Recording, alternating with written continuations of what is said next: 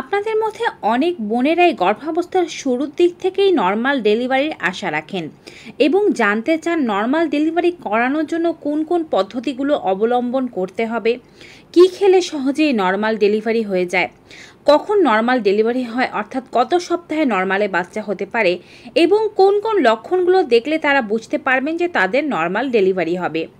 আজকের ভিডিওতে এই সমস্ত বিষয়ই বলা হয়েছে, তাই গুরুত্বপূর্ণ এই ভিডিওটি সম্পূর্ণ দেখবেন যেন সকল তথ্য আপনাদের কাছে পরিষ্কারভাবে চলে যায়। Hello মামিজ, ড্যাডিজ and all my lovely viewers, সকলের কাছে অনুরোধ থাকবে আপনারা যারা আজকে এই চ্যানেলে নতুন তারা অবশ্যই মা ও শিশুর স্বাস্থ্য বিষয়ক এমনই উপকারী ভিডিওগুলো পেতে চ্যানেলটি সাবস্ক্রাইব করে পাশে থাকা বেল আইকনটি ক্লিক করে অল নোটিফিকেশনে ক্লিক করে দেবেন। এতে করে আমরা ভিডিও আপলোড করার সাথে নোটিফিকেশন আপনাদের কাছেই পৌঁছে যাবে। আপনারা আমাদের Facebook page health Bangla beauty follow করুন। চলুন মূল ভিডিওতে যাওয়া যাক। নর্মাল ডেলিভারি খুব সুন্দর একটি প্রসেস হওয়া সত্ত্বেও সকলের নর্মাল ডেলিভারি হয় না।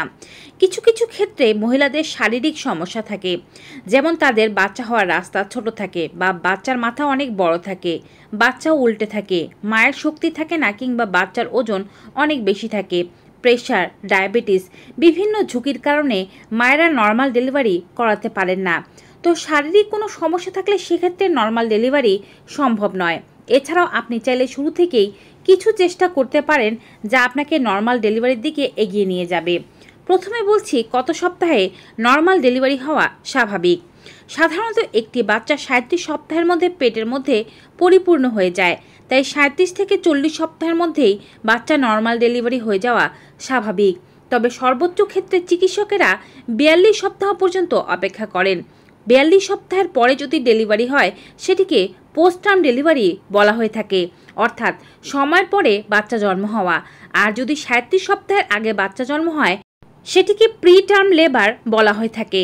সাধারণত এই দুটো অবস্থাই ভালো নয়। 37 থেকে 42 সপ্তাহের মধ্যে বাচ্চা ডেলিভারি হয়ে যাওয়াই ভালো। যদি এর চেয়ে আগে বাচ্চা ডেলিভারি হয় সেক্ষেত্রে শিশুর স্পেশাল কেয়ারের দরকার পড়ে। শিশুর ওজন কম থাকতে পারে, আর এরপরে ডেলিভারি হলেও বাচ্চার কিছু ঝুঁকি থেকে যায়। সময়কাল যাই হোক না কেন, মূল কথা আপনি চিকিৎসকের নিগরানিতে থাকবেন এবং সবসময় আপনার বাচ্চা নড়াচড়া করছে কিনা, শারীরিক সব লক্ষণ ঠিক আছে কিনা সেই বিষয়গুলো খেয়াল রাখবেন। এবারে বলছি সেই খাবারগুলো যা নর্মাল ডেলিভারিতে প্রচুরভাবে সাহায্য করে থাকে। প্রথম খাবার হিসেবে খেজুরের নাম না বললেই নয়। গর্ভাবস্থার প্রথম দিন থেকে 3টি করে খেজুর খাওয়া শুরু করে দিন। সপ্তম মাসে প্রবেশ করলে রোজ 6টি করে খেজুর খাবেন। তবে যাদের ডায়াবেটিস আছে তারা খেজুর বাদ দেবেন, কিংবা খেলেও খুরমা বা শুকনা খেজুর 2টো করে খাবেন জলে ভিজিয়ে। খেজুরে প্রচুর পরিমাণে গ্লুকোজ থাকে যা গর্ভবতী মাকে শক্তি দেয় এবং আয়রন প্রদান করতে সাহায্য করে, যার ফলে হিমোগ্লোবিনের অভাব, রক্ত স্বল্পতা হয় না। বাচ্চা সঠিক ওজনে আসতে খেজুর খুবই সাহায্য করে থাকে। খেজুরে আয়রন ও ফলিক অ্যাসিডও রয়েছে যা মা ও বাচ্চার জন্য জরুরি। এক কথায় বাচ্চা হওয়ার আগে বাচ্চার ওজন ও উচ্চতা বৃদ্ধি, সঠিক রক্তের পরিমাণ নির্ধারণ করা এবং বাচ্চা হওয়ার পরেও মায়ের সঠিক রক্তের পরিমাণ নির্ধারণ করা, বাচ্চা হওয়ার আগে মাকে সঠিক পরিমাণে শক্তি দেয়া, সব কাজই করে থাকে খেজুর। তাই খেজুর জরুরি। গর্ভাবস্থায় খেজুর খেতে ভুলবেন না যদি আপনি নর্মাল ডেলিভারির আশা করে থাকেন। দ্বিতীয় উপকারী ও বন্ধুসুলভ খাবারটি হচ্ছে কলা। খেজুরের মতোই কলা শরীরে শক্তি দিয়ে থাকে। নর্মাল ডেলিভারিতে বাচ্চাকে বের করে আনার জন্য মায়ের প্রচুর শক্তির প্রয়োজন হয়ে থাকে। কলা সেই কাজটি করে থাকে। এছাড়াও কলা একটি পুষ্টিকর খাবার। এতে calcium, vitamin A, vitamin K, folic acid, iron এছাড়াও আরও অনেক পুষ্টিকর উপাদান পাওয়া যায়। গর্ভাবস্থায় কলা খেলে গর্ভবতী মায়েদের পেট ভরা থাকে এবং কনস্টিপেশনের সমস্যা থাকলে তা দূর হতে সাহায্য হয়। তাই গর্ভবতী মায়েদেরকে অবশ্যই তাদের ডায়েটে রোজ একটি করে বড় সাইজের পাকা কলা বা মাঝারি সাইজের 2টো করে পাকা কলা রাখা উচিত। দেশি কলাগুলো স্বাস্থ্যের জন্য বেশি উপকারী বিদেশি কলাগুলোর তুলনায়।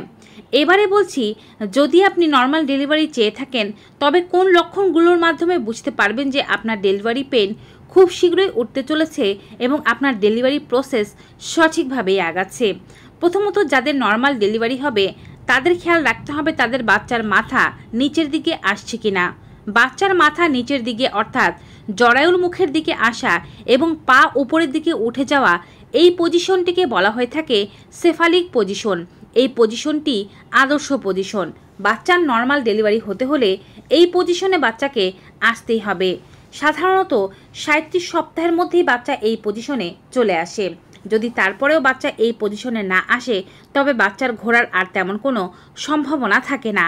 বাচ্চা যখন নর্মাল ডেলিভারির জন্য প্রস্তুত হতে থাকে, গর্ভাবস্থার শেষ মাসগুলোতে মায়ের পেটের উপরের অংশটি ফাঁকা হয়ে যায় এবং নিচে তলপেটের দিকে প্রচুর পরিমাণে ভার অনুভব হতে শুরু করে।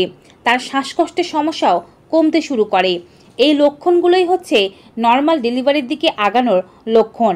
যখন বাচ্চা নিচের দিকে নেমে আসবে তখন আপনার শ্বাসকষ্ট কমতে থাকবে, উপরের পেট ফাঁকা হতে থাকবে, জরায়ুতে প্রচুর চাপ আসতে থাকবে, মনে হবে জরায়ু ছেড়েই যেন বাচ্চা বেরিয়ে যাবে, জরায়ু ব্যথা করবে।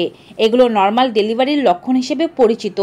এছাড়াও এ সময় অনেকেই খেয়াল করে থাকেন যে তাদের কোমর থেকে নিচের অংশে তারা বেশ রিল্যাক্স অনুভব করছেন কিংবা আরাম অনুভব করছেন।